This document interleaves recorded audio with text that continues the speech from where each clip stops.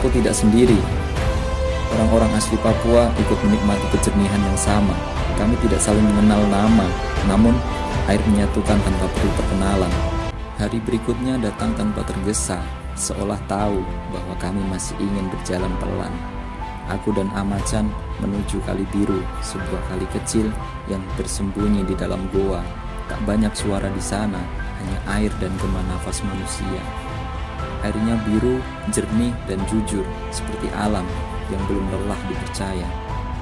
Aku tidak ingin menyanyiakan waktu itu, karena momen seperti ini tidak selalu memberi kesempatan kedua. Aku melepas pakaian yang menempel di tubuh seolah melepas segala penat yang terlalu lama dipikul. Lalu aku masuk ke air tanpa ragu. Dingin menyentuh kulit dan untuk sesaat aku lupa siapa aku kemarin. Yang ada hanya tubuh, nafas, dan rasa hidup yang utuh. Di dalam air itu, aku tidak sendiri. Orang-orang asli Papua ikut menikmati kejernihan yang sama. Kami tidak saling mengenal nama, namun air menyatukan tanpa perlu perkenalan. Tak ada yang merasa lebih dulu datang, tak ada yang merasa memiliki. Semua setara di hadapan alam yang memberi tanpa pilih kasih. Di Kali Biru, aku belajar satu hal, bahwa kejernihan bukan hanya soal air, melainkan soal hati yang mau kembali sederhana. Alam tidak meminta untuk dipuji, ia hanya ingin tidak dilukai. Dan di sana, aku merasa cukup tanpa harus memiliki apapun.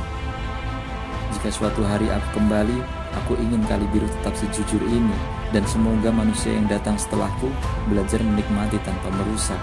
Karena tak semua keindahan harus dibawa pulang, sebagian cukup dirasakan lalu dijaga.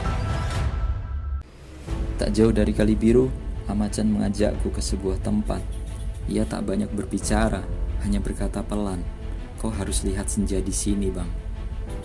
Kami tiba di wisata Bakau Ruar Point, sebuah tepian pantai dengan jembatan panjang yang mengarah ke laut.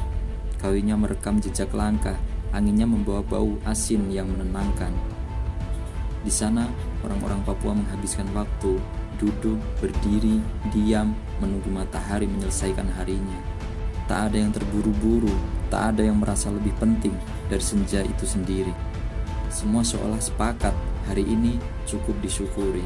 Matahari perlahan tenggelam di tengah laut yang jernih, cahayanya memantul di permukaan air, seperti doa yang tak diucapkan.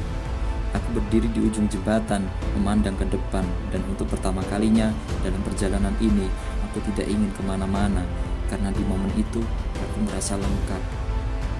Senja mengajarkanku satu hal, bahwa setiap perjalanan pasti menemukan titik tenang, dan setiap lelah pasti punya tempat untuk dititipkan.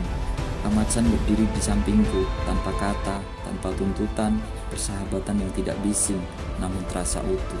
Jika suatu hari aku kembali ke Biak, aku ingin menemuinya di senja seperti ini, tenang, jujur, tanpa perlu banyak alasan untuk bahagia.